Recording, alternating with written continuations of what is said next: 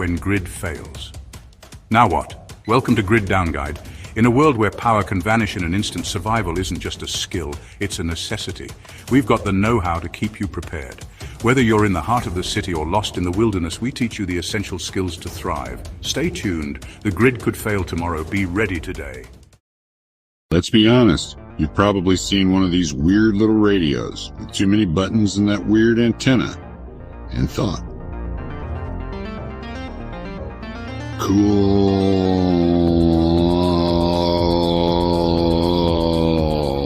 but this looks like something a NASA intern would use to talk to aliens, and then you moved on. But here's the truth. Ham radios aren't just for tech nerds or apocalypse preppers living in bunkers. In fact, knowing how to use one could make you one of the smartest, most capable people in your neighborhood if and when the grid goes down.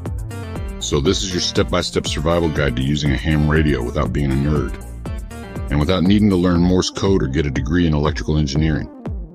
Let's start with the basics. A ham radio is, in the simplest terms, a battery-powered off-grid communication tool that lets you talk to other radios directly. No cell towers, no Wi-Fi, no satellites.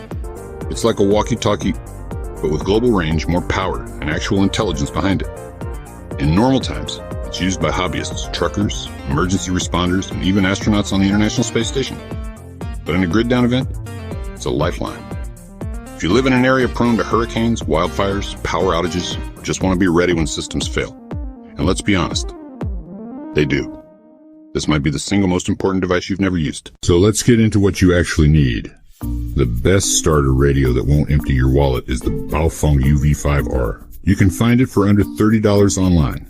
It's compact, surprisingly powerful, and yes, it's banned in North Korea, which makes it even cooler. Now, it's not perfect, so grab a better antenna, like a Nagoya 771, for clearer signals. You'll also want a backup battery and maybe a cheap programming cable to make setup easier. All in, you're looking at a gear loadout that costs less than a tank of gas, but can help you talk across counties in a blackout. Once you've got your radio, don't panic. It looks complicated, but you only need to understand a few buttons. Turn it on.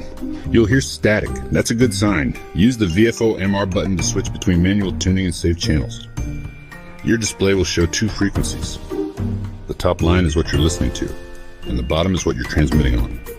Use the arrow keys or keypad to punch in a test frequency. To make sure everything works, try listening to NOAA Weather Radio, tuned to 162.550 megahertz. If you hear the robotic weather voice, congratulations. You're officially doing radio. But don't grab the mic and start talking just yet. In the ham community, there's a rule. Listen before you speak. Why? Because there could already be a conversation going, and interrupting is the fastest way to sound like a jerk. Use the scan function to find active repeaters. These are local radio towers that boost your signal and let you reach people farther away. Think of them like public phone booths for radios. Once you find one, write down its frequency, tone, and offset. That's your local network. When you're ready to talk, push the big orange button on the side. That's called PTT, or push to talk. Always say your call sign first. Likely, you must identify yourself. A typical message might be, "This is KI5XYZ testing signal. Anyone available?" Keep it simple. No jargon, no drama. Drama. Keep it simple. No jargon, no drama. Just clear and short. And if someone replies, be polite. Answer their question. Enjoy the fact that you're officially communicating off-grid. Still worried about licensing? Let's clear it up. It's totally legal to listen to ham frequencies with no license at all. So you can scan channels, monitor traffic, and learn the ropes just by eavesdropping. But if you want to transmit, even just for a quick signal check, you need a technician class license. It sounds harder than it is. It's just 35 multiple choice questions, and you don't need to know Morse code. You can study over a weekend using free apps like Ham Study, Technician Class 2025, or even YouTube crash courses. The exam costs about $15 and can be taken online. Once you pass, you get your call sign and can legally transmit on all the frequencies you've just learned to listen to. So what's the point of all this if you have a cell phone? Let me paint a picture. The power grid goes down in your area again. Cell towers stop working after a few hours. No Wi-Fi, no texts, no emergency alerts. Roads are jammed, you're cut off. What now?